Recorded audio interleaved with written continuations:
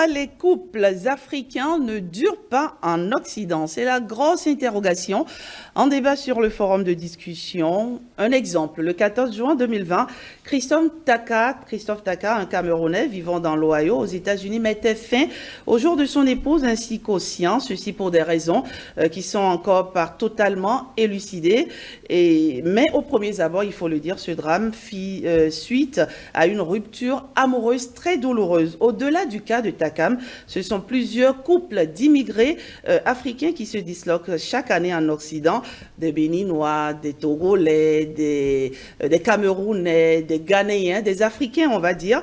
Il est difficile de donner ici des chiffres exacts, les statistiques des pays d'accueil étant inaccessibles, on va dire, mais qui ne connaît pas de tels exemples dans différentes communautés africaines en Occident? Pourquoi ces couples africains se disloquent-ils?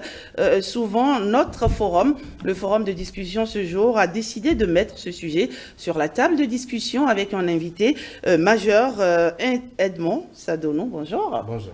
Vous êtes béninois de la diaspora canadienne. Vous êtes également le patron de Canada SP Pro. Merci d'être sur ce plateau. Merci, c'est un plaisir. Voilà, juste en face de vous, il y a les habitués de ce plateau, c'est Brédé Aligono, oui, évidemment, et coach Betoro. Alors, Edmond Sadonou, que se passe-t-il? Alors, bonjour tout le monde. Le problème, c'est grave. Honnêtement, c'est plus sérieux que l'on pense. Parce que nous sommes au cœur de l'action. Et je suis là bientôt 25 ans au Canada. Et, vous vivez au Canada, il faut le préciser. Oui, moi je vis au Canada, mais je connais bien le Canada et les États-Unis. Donc l'Amérique du Nord, je maîtrise bien les cas. Aujourd'hui, taux de divorce parmi les couples des Africains oui, disons de la diaspora, en Amérique du Nord, c'est élevé. Taux de divorce, de séparation. Il y a les troubles de comportement entre monsieur et madame, les enfants, les troubles psychiatriques. Il y a les enfants qui sont placés à la DPJ, leurs enfants sont saisis. Et quand on parle de DPJ, c'est-à-dire c'est la direction de la protection de la jeunesse. Avant d'en arriver là, on pourrait vous dire, le divorce, c'est partout. On le remarque même ici en Afrique. Oui. Mais pourquoi est-ce que celui des couples africains est aussi préoccupant? Oui, c'est parce que, d'abord, il faut comprendre les causes. Les causes d'abord. C'est parce que quand quelqu'un vient dans un pays, il doit chercher à savoir l'histoire de ce pays-là. Et beaucoup d'Africains ne connaissent pas l'histoire de l'Amérique du Nord. Parce que pour trouver des solutions, il faut aller à la base. Il faut savoir d'où est-ce que ça a commencé. Ça a commencé depuis la Révolution tranquille, en 1960. Et avant la guerre et pendant la guerre, les femmes dans les foyers étaient à la maison. Et l'Église dirigeait tout. Mais l'homme avait beaucoup plus de pouvoir. Et juste après le printemps 1960, on a constaté une révolution. Et c'était les femmes qui étaient en tête de peloton. Et cette révolution a apporté des choses très, très positives, mais en a aussi apporté des choses très négatives. Exemple, à cause de cette révolution, on a réformé le système universitaire. Il y a la création des universités publiques où l'État prend possession des universités, des cégeps, c'est-à-dire des collèges, les formations professionnelles qui sont affiliées au CSS, Centre de services sociaux et scolaires. Et il y a eu beaucoup. La nationalisation de l'Hydro-Québec, par exemple. On sait que le Canada est le premier producteur d'hydroélectricité. Donc il y a beaucoup de choses. Maintenant, dans les choses négatives, les femmes se révoltant ont commencé par jeter les valeurs familiales, cardinales, en disant l'homme n'est plus rien. L'homme n'est rien. Je fais ce que je veux de mon corps. Je suis libre. Je suis libre. J'ai les droits, j'ai tous les droits possibles. L'union libre, il y a la création de l'union libre, c'est-à-dire je suis marié, je suis dedans, mais je fais ce que je veux. Et il amène même parfois à avoir des intimités avec d'autres hommes dans le foyer conjugal. Et donc, du coup, il y a eu tellement aussi de choses négatives qui ont accompagné la religion tranquille. Et il y a certains politiciens, tels que Jean Lesage, René Lévesque, Maurice Duplessis, ils ont accompagné ça. Et ça a créé ce qu'on appelle la Charte des droits et libertés, qui est constitutionnelle. Je suis libre de faire ce que je veux, qui est vraiment... Donc, du coup, vous allez voir ces temps-ci souvent le féminicisme. Vous allez entendre parler de féminicisme et tout ça. La femme est renforcée dans ses droits. Oui. Bien, non, quand je veux parler de féminicisme, ça c'est tout le temps à Montréal et dans les grandes capitales nord-américaines, c'est tout le temps maintenant. C'est-à-dire l'homme met fin délibérément à la vie de son épouse et des enfants. Donc il y a tellement de drames aujourd'hui qui se passent. Et donc quand nous, vous savez, je suis conseiller pour le Canada, et donc je suis bien, et quand les gens viennent là-bas, ils vont rencontrer dans leur travail des Québécoises, des Québécois, des Américains, qui sont là, des associations également d'Africains qui étaient là depuis, et on leur dit, vous savez, ici, tu ne dois pas être soumis à ta femme, à ton homme. Tu es libre de faire ce que tu veux. Après quelques temps, tu dois aller changer d'air. Et si tu essaies de créer un problème, tu auras le jackpot. La maison de l'homme t'appartient. S'il fait $400 000 ou $1,5 million à l'année. On le fait comme un lavage de cerveau. Aux femmes surtout. Aux femmes. D'accord. Et le système est ancré comme ça, protégé par la Constitution. C'est comme ça que ça se passe. Et donc, du coup, quand l'Africain, lui, vient, il doit savoir d'où il vient. Parce qu'en Afrique, nos valeurs sont chères. Les valeurs cardinales, c'est capital. Et on oublie ça. On commence par copier, le mimétisme. On fait ce qu'on veut. Et l'homme, parfois, n'allait pas tenir, il déraille. Il dit, je suis allé en Afrique, je l'ai doté, il y a une valeur. Et aujourd'hui... Finalement, vous pointez du doigt les femmes. Au fait, ce qu'on constate, c'est qu'en Amérique du Nord, oui, c'est une réalité. La femme, c'est une société très, très féministe. Et c'est les femmes qui sont leaders. Donc, à cause de la charte, au fait. Vous nous dites ce matin que ils ont fait de la discrimination positive. Renforçant le droit des femmes. Parce qu'ils avaient été opprimés auparavant. Et la femme est devenue tellement... Donc, nous, les Africains doivent savoir faire la part des choses et ne pas vraiment copier tout ce qui est négatif. Très bien. On va rentrer dans le fond du débat tout à l'heure. Segbede, Ali Gono, qu'est-ce qui vous fait sourire? C'est un constat de regarder M. Sadonou quand il expliquait. Je remercie son sens d'histoire et de sociologie aussi, parce qu'il a planté tout le décor en faisant également une forme d'analyse de ce qui arrive. Je l'entends, mais la première impression que j'ai, c'est qu'à un moment donné, il y a eu un grand déséquilibre dans les rapports sociaux entre hommes et femmes, et il y a eu une révolution qui a permis de vouloir rééquilibrer les choses. Mais en voulant rééquilibrer, c'est comme si on est en train de déséquilibrer encore certains rapports sociaux entre les hommes et les femmes. Maintenant, la question c'est comment se fait que les Africains, eux, ne soient pas accrochés à leurs valeurs et qu'une fois là-bas, ils rentrent dans la danse comme ça. Mais je me dis, l'être humain est un élément de l'environnement. Donc l'environnement dans lequel on vit, mine de rien, conditionne beaucoup les comportements qu'on a.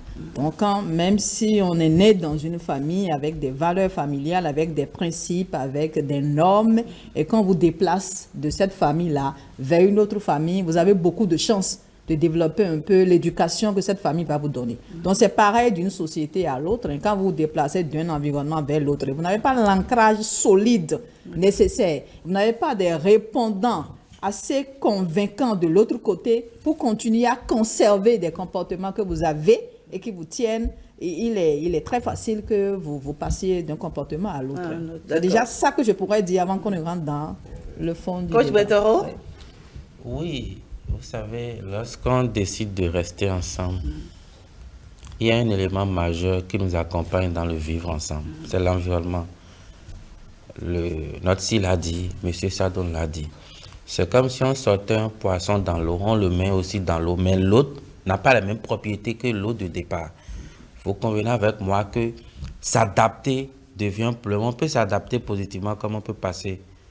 Donc il est important quand même, quand il y aura un autre environnement, une période de transition, pour que l'individu s'approprie ce qu'il attend. Vous savez, en Afrique, ce n'est pas l'individu qui est roi. L'individu est dans une communauté, c'est la communauté quand même qui accompagne l'individu à réaliser ses rêves, et surtout dans le mariage. C'est très important, on n'a pas besoin d'envier, de faire comme les autres, parce qu'on pense que quand la communauté soutient l'individu, il se porte très bien. Ailleurs, on donne tout, on privilégie l'individu parce qu'on pense qu'au-delà de tout, c'est l'individu qui décide de tout. On a besoin de lui. Donc, les codes ne sont pas les mêmes. Lorsqu'on quitte l'Afrique, on va de l'autre côté. Parfois, on ne se retrouve pas. Et je pense qu'il est important quand même pour les Africains. Et il a dit quelque chose que j'ai aimé, c'est que de l'autre côté aussi, il y a des communautés d'Africains. Ils doivent jouer un rôle très, très prépondérant parce que eux, ils connaissent l'Afrique et ils ont une idée de ce qui se passe là-bas. Donc, la tradition doit pouvoir s'opérer peut-être avec cette communauté pour un bon moment, pour que la femme sache ce qu'il attend, l'homme aussi, pour se préparer à cela. Parce que quand ce n'est pas le cas, quand vous n'êtes pas préparé, il n'a peut-être pas encore tout dit. Vous êtes absorbé par l'environnement professionnel. Et l'environnement familial, ce n'est pas la même chose qu'ici. Vous êtes peut-être dans une pièce de 16 mètres 4x4, alors qu'ici, vous êtes dans une maison. Vous voyez, tout ce changement, ça crée, ça a d'impact sur les émotions, sur vos sentiments, sur la perception que vous avez de chaque chose. Et ça va réveiller chaque fois la colère, ça va réveiller chaque fois l'émotion. Parce que vous n'êtes pas dans votre cadre habituel. Il faut une préparation. Et là-bas, il faut vraiment qu'on les accueille et qu'on les prépare à suivre et à s'adapter. Mais si on écoute bien M. Sadonou, il semble incriminer un peu la femme qui, quand elle quitte le pays d'origine pour le pays d'accueil, se transforme, on va dire, en bourreau de l'homme. N'est-ce pas, M. Sadonou? Oui, ce sont des constatations, oui, comme je le disais, émanant de la discrimination positive.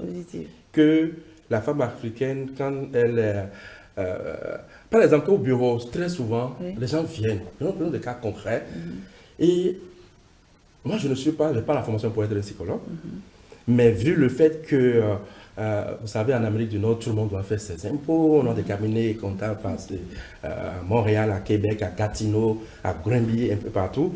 Et je suis également dans plusieurs autres domaines, tels qu'en droit de l'immigration. Et étant donné qu'on joue un rôle, ils viennent se confier à nous. Et souvent, le monsieur dit, je ne peux pas dire à ma femme, est-ce que vous avez fait le repas pour les enfants, par exemple? Il ne peut pas demander à sa femme, est-ce que tu as fait à manger? Non. Il dit, je ne suis pas... C'est-à-dire, la réponse... Elle répond du tac au tac? Oui. Elle dit? Elle dit, je ne suis pas ton esclave, et puis nous sommes ici en Amérique du Nord, on n'est pas en Afrique. Donc, il garde ça, comme des frustrations. Ensuite, il dit, bon, un autre cas de monsieur qui vient... il avait beaucoup des enfants et que à cause de cette liberté au trans, il amène des hommes dans le foyer conjugal, je ne peux pas le dire. Et quand il a dit, 911. Elle amène des hommes dans le foyer conjugal. Ça là, c'est pas qu'on dit, moi, on le voit presque tout le temps. On ne comprend pas ce qui arrive. Peut-être qu'on va rentrer dedans pour expliquer Mais le problème, c'est que la femme n'a pas une structure. En Afrique, vous savez, il y a des oncles, Là-bas, on est isolé, on est seul. Elle n'a personne pour la conseiller. Cette conseil, c'est le professionnel, c'est la garderie, la gardienne. Et on lui dit, tu ne dois pas te laisser faire. Eux autres, c'est une autre mentalité. Donc, c'est souvent des choses comme ça. Et très souvent, ce que nous sommes en train de dire, je suis convaincu que ça va faire beaucoup de bien à beaucoup d'Africains de la diaspora parce que c'est un réel problème. Personne pour pouvoir parler avec et expliquer ces problèmes-là. Et souvent, quand ils appellent le 911, la police vient automatiquement prendre l'homme. Quand les femmes appellent... Oui, ou le voisin, quand la police intervient, c'est l'homme qu'on prend. On le menotte, on l'amène, on le délimite sur une limite de 40 km à ne plus jamais s'approcher de sa propre maison. Beaucoup d'Africains ont vécu ça. Et vous perdez votre maison. Au profit de la femme. Elle prend automatiquement. Donc, si la femme n'a pas certaines valeurs, elle va facilement tomber dedans. Parce que, donc, il y a de ces cas très souvent, et l'homme, c'est ça qui a cette trousse. On a donc aussi des compatriotes qui vivent ça. Beaucoup de compatriotes. Beaucoup. Et ils deviennent des ennemis l'un pour l'autre. Ils cherchent des moyens perpétuels pour se nuire. Et les enfants dans tout ça? Mais quand ça commence, et vous commencez par vous tirailler, c'est ça que je disais, on va vous prendre, on va enlever la DPJ. On prend les enfants, d'accord. Mais la DPJ, comme je dis, le DPJ, c'est une usine à fabrication de délinquants. Des délinquants, des dealers de drogue. Donc, ces enfants-là sont façonnés d'une autre façon et ils sont irrécupérables. Ils sont là pour pouvoir tuer, pour faire du mal. Et le monsieur, même parfois, il est au travail. Je venais même ici, je voyais un monsieur, ingénieur. Il a dit, il y a des gens qui sont très doués parce que la diaspora peut beaucoup apporter. Bien sûr. Si vous voyez dans beaucoup de pays africains aujourd'hui, je crois aussi que le Bénin, c'est comme ça, beaucoup de personnes ont été formées ou bien ont fait une formation complémentaire à l'extérieur. Ils ont beaucoup à apporter. Et quand vous allez à Brooklyn, vous allez partout, ils sont fiers d'être par exemple béninois et de revenir. Maintenant, avec la tendance, ils ne sont pas bien. Ils n'osent pas le dire. Quand les gens appellent, leur famille les appelle, ils ne peuvent pas leur dire ça ne va pas. Ils font mine, ils font semblant, tout va bien. Oui, parce que je ne sais pas si c'est notre culture qui fait que quelqu'un qui est à l'extérieur ne doit pas dire que ça ne va pas. Bah oui, comment on les appelle? Ça m'échappe là. Bah, c'est l'Européen, quoi. Il revient et puis bon, généralement quand ils reviennent aussi, ils font les malins. Donc ça va, quoi. Oui. On a un peu de thunes dans la poche, ça va bien. On ne s'imagine pas que ces personnes-là peuvent être en souffrance, vraiment, comme vous le dites. Vraiment en souffrance. D'autres s'asseyent dans les... nous sommes sur le boulevard Saint-Michel. Quand je prenais le vol, je venais sur l'Afrique, et il y a un ingénieur, lui, il était assis au bord du boulevard Saint-Michel, parlant toute seule, que je connaissais. Donc, ils sont... et si ils ne sont pas bien, ils ne pourront pas donner le plein, redonner au pays. D'accord. C'est un drame, j'ai envie de dire. Oui, c'est très riche, mais ça n'a pas quitté le ciel d'emblée. C'est une progression de choses qui s'est installée, finalement on en est là. Alors ce que moi j'entends, et je voudrais rebondir, c'est en fait l'homme ou la femme, que ce soit une femme tchadienne ou une femme italienne ou une femme béninoise avec une femme américaine, psychologiquement, il n'y a pas de différence en dehors des questions de l'environnement, de l'éducation. Et que vous preniez une femme française et que vous l'éduquiez dans un contexte sociologique, culturel, et vous moulez bien cette femme-là, elle aurait certaines réponses qui vont même étonner. On se dit, ah, ça là, c'est une béninoise. Donc, en réalité, l'éducation, le moulage, la société apportent beaucoup dans le comportement des gens. Mais la deuxième réflexion que je voulais porter est que l'Africain est une personne hospitalière et simple d'esprit des fois, malheureusement. Au point où on pense qu'en faisant les choses seulement, que les choses vont avancer sans qu'on ne mette tout le cadre qu'il faut. Vous voyez, la famille, c'est le premier élément fondamental qui donne l'énergie qu'il faut à l'être humain pour produire la richesse. Et quand votre petit noyau familial, monsieur, madame, les enfants ne se portent pas bien, c'est pas évident que la production mentale, la production physique soit vraiment ce que ça doit être. Alors, à quel moment on a pensé que en quittant une société comme les nôtres, avec les codes comme les nôtres, avec les lois comme les nôtres, et en allant dans une société dont l'idéal a déjà changé, avec si tant de révolutions, avec si tant de gymnastique, que nos familles pourraient résister à un mouvement comme ça. D'accord. Et qu'est-ce que le peuple en fait de ça? Qu'est-ce que nos politiques ont fait de ça? Qu'est-ce que les associations, même béninoises ou togolaises ou tchadiennes, ont fait de ça pour anticiper? Ce n'était pas évident que les gens résistent dans une population ou un pays qui a ses réalités, qui a ses normes et qui, d'une manière ou d'une autre, se trouve tout dans la conquête d'autres espaces. Parce que le Canada voudra faire valoir ses droits ou sa loi, même au-delà des frontières canadiennes.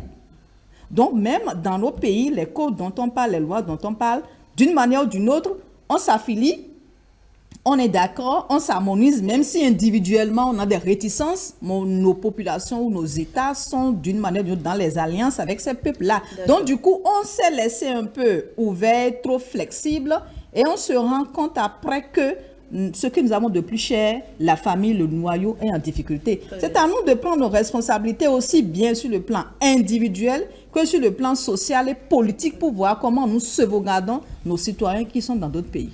Très bien. Vous voulez réagir? Oui, allez-y. Je voulais réagir très rapidement sur 2 points. C'est juste pour renchérir. Effectivement, il y a des associations africaines, beaucoup de communautés qui sont installées, mais ils n'ont pas la solution. Et quand ils sollicitent aussi, quand quelqu'un, par exemple, a les papiers de ce pays-là, il sollicite l'aide du Canada, le Canada dit, ou les États-Unis vont dire, non, on vous a déjà en fait beaucoup. Vous avez des allocations familiales, vous étudiez gratuitement, vous avez tout, vous amenez vos parents, tout. On ne peut pas occuper, et nous-mêmes, aujourd'hui, c'est pour un Québécois, un Canadien, Pelelin par exemple, très très difficile d'avoir un médecin de famille. Ils sont sur des urgences, les urgences sont remplies, et vous qui venez d'ailleurs, vous devez trouver la façon vous-même de régler vos problèmes. Nous ne pourrons pas vous en faire. Nous, on n'a pas encore même fini pour le problème. C'est donc difficile pour le pays d'accueil de gérer ce genre de situation. Il ne le gère pas du tout. Il ne le gère pas. Peut-être qu'on va entrer dans les approches de solutions, peut-être, mais ils ne le gèrent pas. Et je crois qu'ils ne le géreront pas. Parce que si vous regardez aujourd'hui, dans ce pays-là, une personne sur 3 a des problèmes psychiatriques. Chaque jour qu'il fait, les gens se suicident. J'en ai parlé tout à l'heure de féminicide. Tout le temps. Ils ont vraiment leurs propres problèmes. Ils ne ils vont pas. En tout cas, pour l'instant, c'est tout pas dans leur plan. C'est aux immigrants, c'est aux Africains qui sont s'organiser de s'organiser entre eux et de. Mais qu'est-ce qu'on peut faire, M. Sadonou? Parce que je me dis, quand vous quittez votre pays et vous allez ailleurs, vous êtes obligé de faire avec ce que vous trouvez là-bas. Qu'est-ce qu'on peut faire finalement? Est-ce qu'il ne faut pas tout simplement, oui? J'ai quelques approches de solutions. Oui, premièrement, il y a des gens qui, quand ils viennent aux États-Unis, au Canada, après 4 ans, prenons le cas du Québec. Je suis sûr que vous avez déjà entendu parler et que des gens qui, après 4 ans, ils veulent copier tout bêtement l'accent québécois. D'accord. Alors, s'ils connaissaient l'histoire un peu, vous allez savoir que c'était un message des prisonniers, des gens qui se sont mis ensemble avec les autochtones et ça donne cet accent-là. D'accord. On ne prend pas tout dans une culture. Il faut avoir le discernement. Donc, ce n'est pas tout le temps. Moi, je suis là depuis 25 ans. Et j'ai l'accent africain et je viens de l'Est. D'accord. Et donc, au niveau des approches, par exemple, de solutions, ici, moi, je veux intéresser les familles. D'abord, les familles africaines, souvent, quand ils appellent, c'est pour exposer les problèmes. Envoie $100. Envoie $200. Quand tu as un parent, M. Sadonou, tu as un parent qui est en Europe, ici, là, c'est signe de réussite. Donc, on dit, en fait, c'est le tonton ou la tata qui est là-bas. C'est eux qui doivent régler nos problèmes. Généralement, c'est ça dans la conception de l'Africain. Si vous pouvez, mais à part ça, le taux de personnes, même des enfants, de personnes bien, de certaines autorités, des gens qui vivent dans la clandestinité. Vous voyez, certaines personnes, quand ils vont, il faut qu'ils renouvellent leurs documents. Renouvellent le permis, renouvellent ici. Parfois, par erreur, ils n'arrivent pas à respecter certaines conditions et les papiers s'expirent. À chaque fois qu'il entend juste la voiture, une sirène de voiture, il panique. Il vit dans la clandestinité. Retourner dans son pays, c'est une honte. C'est comme un échec. C'est la raison pour laquelle nous avons créé un département et nous occupons vraiment de ces personnes-là pour trouver des contournements dans la loi pour rétablir le statut. Alors, parlons d'approche de solution. Vous avez parlé des familles. Oui, donc les familles, il faudrait que parfois, quand ils appellent et que la personne dit « oui, tout va bien », ça veut dire que ça ne va pas. Cherchez à insister là-dessus. Cherchez à parler au moins une fois par semaine à monsieur et à madame, ensemble avec les enfants. Discuter avec eux. WhatsApp, par exemple, en Afrique, à 150 francs, tu peux avoir une connexion et vous pouvez parler avec eux. Pour voir si tout va bien, vraiment. Vous allez décerner dans cet thème, il va lâcher un mot et il va attirer votre attention et vous allez commencer par leur donner des conseils. Donnez-leur des conseils, ils ont besoin de ça. Ils n'ont peut-être pas besoin d'argent parce qu'ils travaillent. C'est un pays où on peut gagner sa vie facilement. Mais ils ont vraiment besoin de cet accompagnement-là. Donc les familles n'en font pas. Quand on parle avec les gens souvent, non. Et également, une autre approche de solution, c'est que si nous mettons dans la perspective que les Africains de la diaspora en auront à donner au pays, il va falloir ne pas laisser aussi ce problème-là.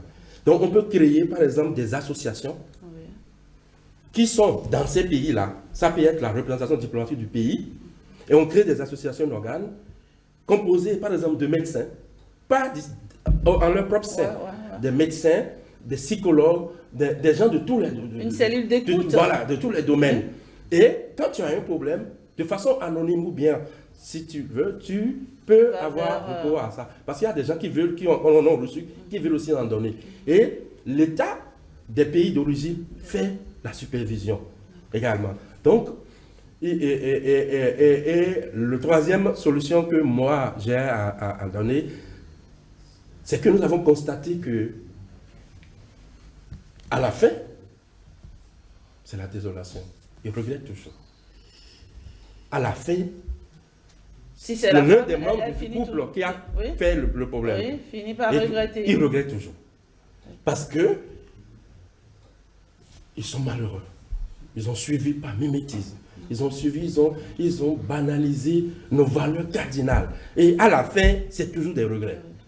Si c'est des gens qui sont malheureux, ils ont on ne peut pas dire le mot. Donc, du coup, c'est de conscientiser que de lancer un appel aux couples aussi qui sont à l'extérieur de savoir, de se rappeler d'où ils viennent. Vraiment se rappeler d'où ils viennent. Et que l'Afrique, ce que nous avons de plus que l'Occident, c'est nos valeurs familiales. C'est notre culture, c'est nos valeurs qui sont ancrées, que eux, ils n'en ont pas. Papa, maman, grand-père, c'est dans les RPA. Les résidents pour personnes âgées, dans les CHSLD. Donc ils ne connaissent pas le père, ils le balancent, ils le carochent quelque part. Mais on ne peut pas copier ça. Bien sûr, bien sûr. On ne peut pas copier ça. Donc il faut qu'ils se rappellent seulement de ça. Et ces valeurs-là, africaines, seront un outil de vie pour eux, pour ce couple-là. Et à chaque fois qu'il y a des problèmes, ils vont aller puiser dedans pour essayer de résoudre. Donc nos hommes finalement sont maltraités là-bas. Ils subissent des violences. Violences faites si en Afrique, par exemple, oui. En Afrique c'est l'inverse, je vous assure que là-bas, oui. Si la femme lui dit, exemple, je ne dirai pas le deuxième fois, si elle le redit, c'est terminé pour l'homme. Je vous jure. L'homme pleure comme un bébé. Mais sérieusement? Je vous le jure. C'est fou. L'homme pleure comme un bébé. La femme c'est très sérieux ce que je dis. Beaucoup de gens vont avoir des réactions. C'est très sérieux. La femme a un pouvoir très haut. Quand ils arrivent et que jamais les institutions interviennent, ils ne veulent rien savoir. Ils ne veulent même pas entendre. Ils ne veulent rien savoir. Pour savoir qui c'est qui a raison, c'est la femme d'office qui a raison. Mais oui. Bah, et les hommes ont peur, ils sont stressés, ils viennent. Je vous dis courage, hein, bravo. Quoi, tu m'attends? Non, mais ça dit, je vois d'ici l'image et je me dis, ça ne doit pas être évident pour nos hommes qui sont habitués à être rois, qui sont habitués à commander, qui sont habitués à dire, écoute, je ne mange pas la pâte, si elle est froide, je ne la mange pas. Madame, à 1 heure, à 2 heures, à 0 heure. Si, il y a des hommes qui le font. Va en cuisine, fais-moi à manger.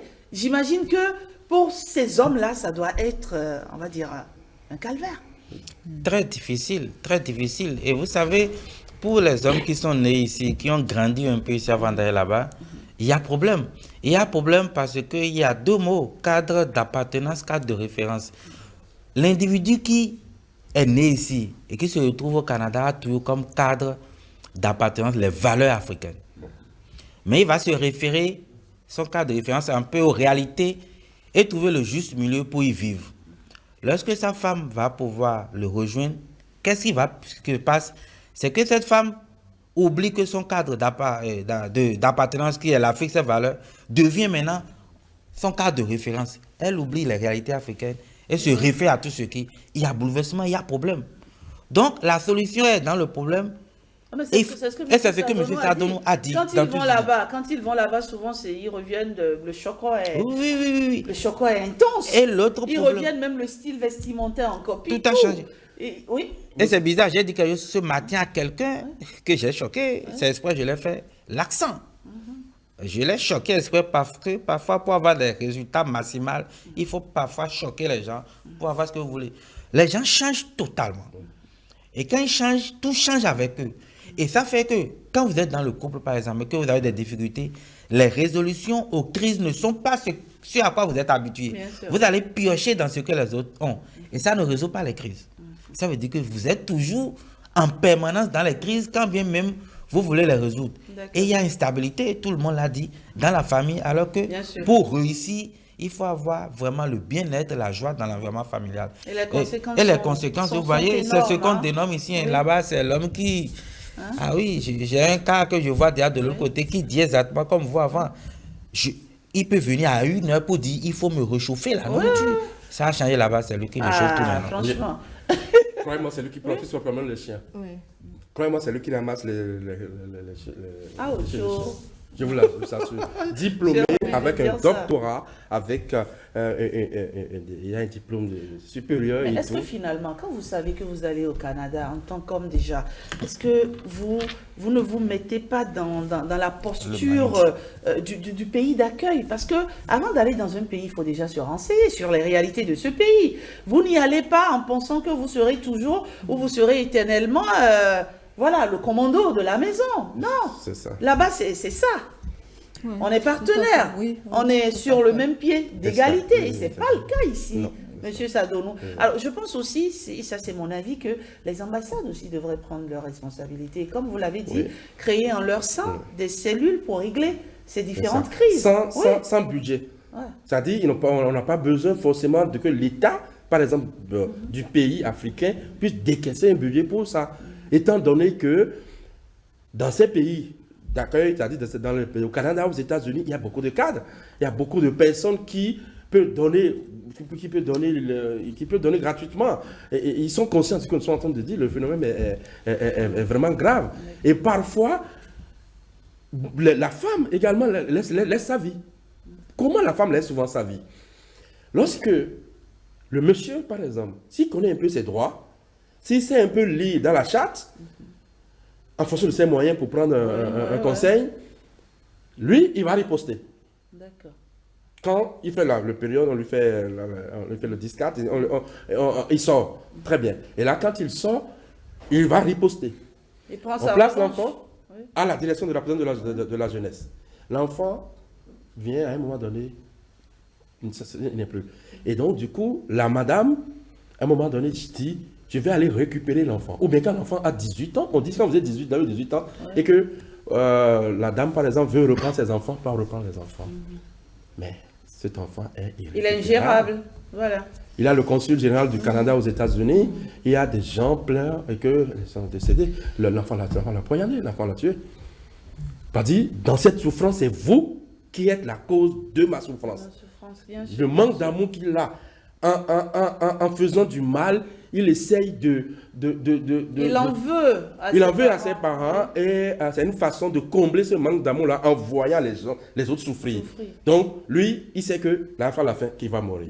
Si la maman ou l'un des parents récupère, généralement, ça finit toujours par drame. Parce que finalement, les conséquences, c'est les enfants. Les conséquences sont énormes. Oui. Sont énormes. Et dans les approches de solutions, je voudrais quand même dire que le problème qui se remarque au Canada, c'est un problème qui est déjà né en Afrique. Le Canada, c'est juste d'espace d'expression d'un malaise qui a déjà commencé en Afrique.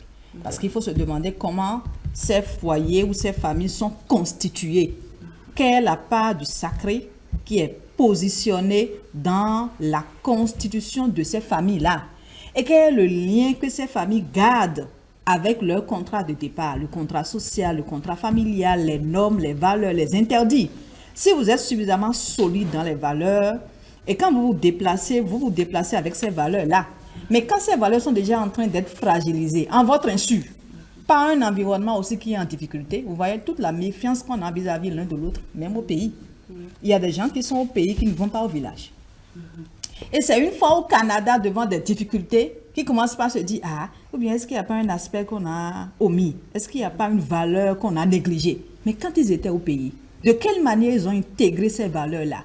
Quel est le rapport humain actuellement au pays par rapport aux questions familiales et des valeurs?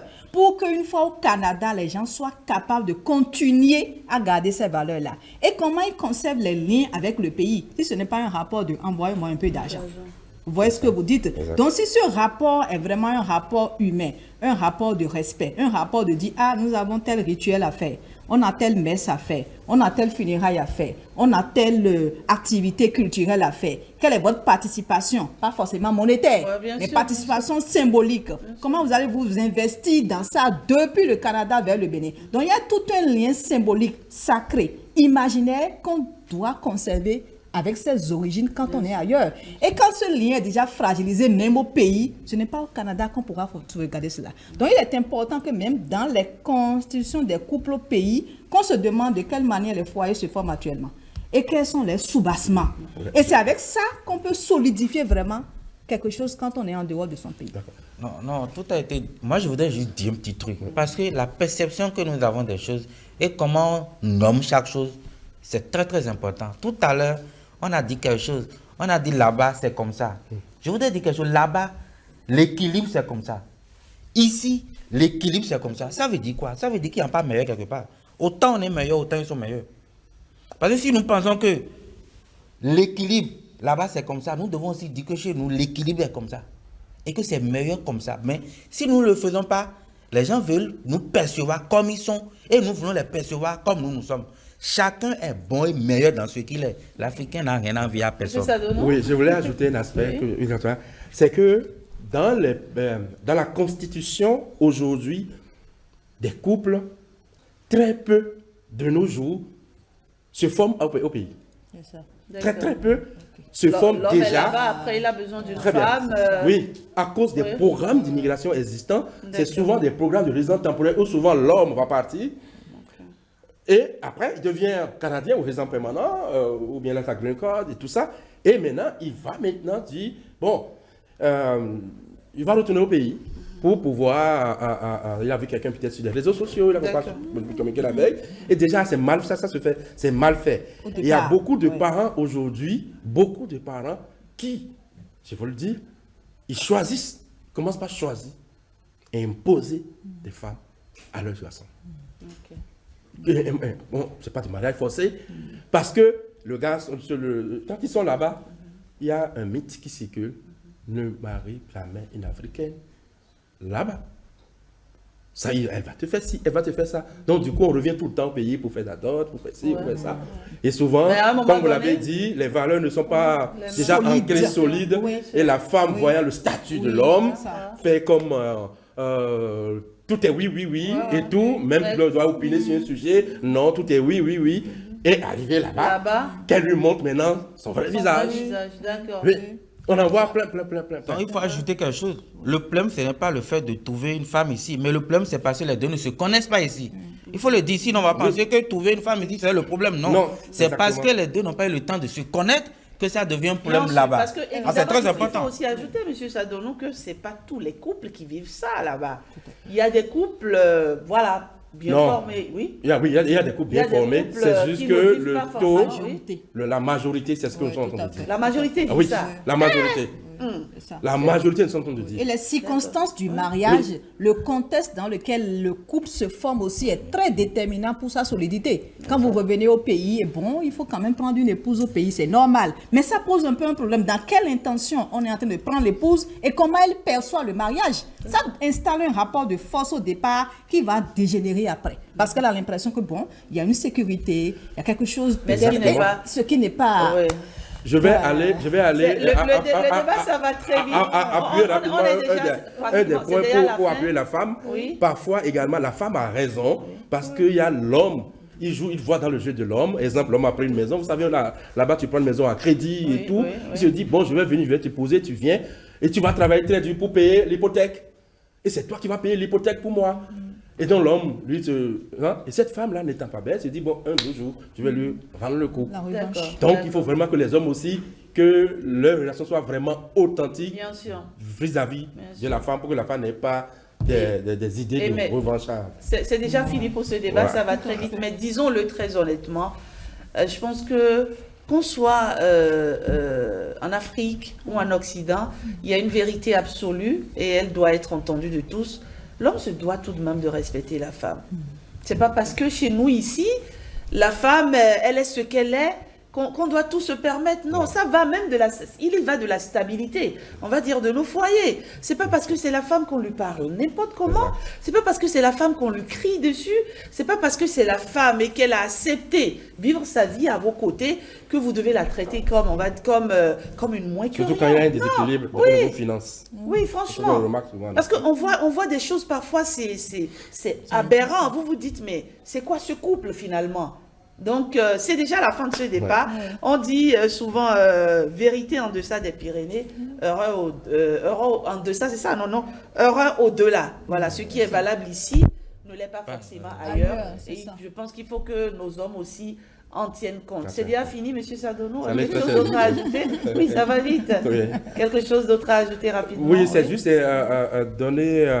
interpeller tous les Africains de la diaspora qui nous écoutent pour que dans les foyers, chaque membre puisse se rappeler d'où on vient. Et qu'on ne doit pas tout copier. Comme vous l'avez dit, l'homme doit respecter la femme. La femme ne doit pas trop copier aussi les valeurs, tout aveuglement des valeurs occidentales. Il y a de très bonnes choses, mais également il y a aussi des choses qui ne sont pas compatibles avec nos valeurs africaines. Et que les familles puissent vraiment discuter, dialoguer de façon régulière avec le couple et les enfants. Et on a besoin que nos hommes là-bas soient mentalement en forme parce qu'ils contribuent au développement du pays. Absolument. Ouais, et que s'ils sont touchés mentalement, ils sont bien habillés, bien en veste, mais... Ça va pas. Non. La bombe va s'éclater. Violente faite aux hommes. C'est vrai, on espère une troisième révolution au Canada, peut-être pour rééquilibrer un peu les choses. Hein. Encore, il n'y a pas que le Canada. Et je crois que ça va venir. Ça va venir. Vous savez, oui. ça va venir. Les crises vont faire venir ça. Ça va venir. Oui, tout à fait. Vous allez voir souvent des hommes qui mettent des pancartes dessus, ils vont monter sur des ponts et ils écrivent nous-mêmes nous avons des droits et ils se laissent choir et ils se tuent. J'en ai marre. Donc du coup ça commence par sonner et à un moment donné ils viendront rééquilibrer un peu les choses pour que... Il y a eu un cas comme ça qui a fait le buzz sur les réseaux sociaux. La femme a carrément mis l'homme au dehors et du jour au lendemain il s'est retrouvé sans domicile. Et franchement, je ne sais plus ce qu'il est devenu, mais ça a un peu alimenté les réseaux sociaux. Allez, il y en a d'autres qui disparaissent carrément, et qu'ils ne le voient plus. Si vous appelez, il ne revient plus depuis 5 ans, 10 ans et tout. Moi, j'en connais. Et puis, bon, c'est ceci. Courage. Allez, courage. Bonne fête des pères le dimanche. Voilà. Monsieur Sadonou, bonne fête des pères à vous. C'est dimanche prochain. Merci. Bonne fête des pères à vous aussi. Cher coach. Bon, bonne fête des pères à vous aussi. Il n'y a pas père sans mère. On a parlé de mère là-bas, vous mère encore. Bien sûr. Les mamans là. Les compatriotes au Canada aussi. Non, mais franchement, c'est un sujet délicat. C'est riche. Oui, très riche. Il faut que les autorités au plan local s'y penchent pour trouver des solutions pour que les foyers se portent bien là-bas, parce que finalement, c'est les enfants qui trinquent mal, parce qu'ils se retrouvent abandonnés à eux-mêmes, la drogue, ils deviennent délinquants, il y a pas mal de choses. Donc voilà, merci pour cet apport significatif au forum de discussion aujourd'hui, M. Sadonou. Bon retour là-bas. C'est Gwede, à vendredi prochain, coach. Vendredi. Faut dire au revoir au moins. Allez, Allez, merci à vous.